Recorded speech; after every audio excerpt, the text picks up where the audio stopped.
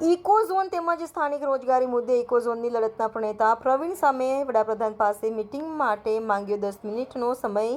આવનારી 3 માર્ચના રોજ વડાપ્રધાન શ્રી આવી રહ્યા છે સાસણની મુલાકાતે। ત્યારે વડાપ્રધાન નરેન્દ્ર મોદી, વનમંત્રી મુળુભાઈ બેરા અને જિલ્લાના જવાબદાર તંત્રને લેટર મોકલી પ્રવીણ સામે 3 માર્ચના રોજ મિટિંગ માટે માંગ્યો હતો સમય। ઇકો ઝોનના કારણે થતી સ્થાનિક રોજગારીને ભયંકર નુકસાનીનો વર્ષોથી વન વિભાગ દ્વારા થતી કનડગત તેમજ જેમણે અત્યાર સુધી ગીર અને સિંહને બચાવ્યું છે એવા ખેડૂતોને ઇકો ઝોનથી થતી નુકસાનીનો બાબતે વડાપ્રધાન સાથે ચર્ચા કરવા માટે પ્રવીણ રામે માંગ્યો સમય। વધુમાં લેટરમાં આપ નેતા પ્રવીણ રામે ઉલ્લેખ કરતા જણાવ્યું કે જો વડાપ્રધાન વાસ્તવિક મુદ્દાઓ માટે ચર્ચા કરવા માટે સમય આપે તો અમે પણ ગીર અને સિંહને બચાવવા માંગીએ છીએ, તો ગીર અને સિંહ પણ બચે અને ખેડૂતોને પણ નુકસાની ના થાય એવા રસ્તાઓ બાબતે અમે વડાપ્રધાન સાથે ખુલ્લા મને ચર્ચા કરીએ છીએ। આજે લેટરમાં દુઃખ વ્યક્ત કરતા પ્રવીણ રામે જણાવ્યું કે જ્યારથી હું સમજવા લાગ્યો ત્યારથી મેં એવું જ સાંભળ્યું છે અને વ્યક્તિગત અનુભવ કર્યો છે કે વિરોધ કરવાવાળા લોકોનું સરકારો ક્યારેય ટેબલ પર બેસાડીને સાંભળતી નથી, ખાલી એમના દુશ્મનો માને છે। આ ખબર હોવા છતાં પણ ઇકો ઝોનની લડતના પ્રણેતા પ્રવીણ રામે વડાપ્રધાન સમય ફાળવશે એવા એક અંદરના વિશ્વાસ સાથે સમય માંગ્યો છે। ત્યારે હવે જોવાનું એ રહ્યું કે સ્થાનિક લોકોના વાસ્તવિક પ્રશ્નોને સમજવા માટે વડાપ્રધાન સમય આપે છે કે નહીં। આવનારી 3 માર્ચના રોજ દેશના વડાપ્રધાન શ્રી સાસણ ખાતે મુલાકાતે આવી રહ્યા છે।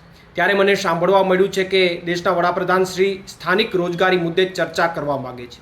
હકીકતમાં જો વડાપ્રધાન શ્રી સ્થાનિક રોજગારી મુદ્દે ચર્ચા કરવા માટે ઉત્સુક હોય તો ઇકો ઝોનના કારણે થતી સ્થાનિક રોજગારીને મોટા પાયે નુકસાનીઓ તેમજ જેણે અત્યાર સુધી સિંહ અને ગીરને બચાવ્યા છે એવા ખેડૂતોને ઇકો ઝોનના કારણે થતી નુકસાનીઓ તેમજ વર્ષોથી વન વિભાગ દ્વારા થતી સ્થાનિક જે લોકો છે એમને જે કનડગત થઈ રહી છે આ તમામ મુદ્દાઓ બાબતે હું વડાપ્રધાનશ્રી સાથે નિખાલસ ભાવે ચર્ચા કરવા માગું છું અને એટલા માટે મેં વડાપ્રધાનશ્રી પાસે મિટિંગ માટે 10 મિનિટનો સમય માંગ્યો છે।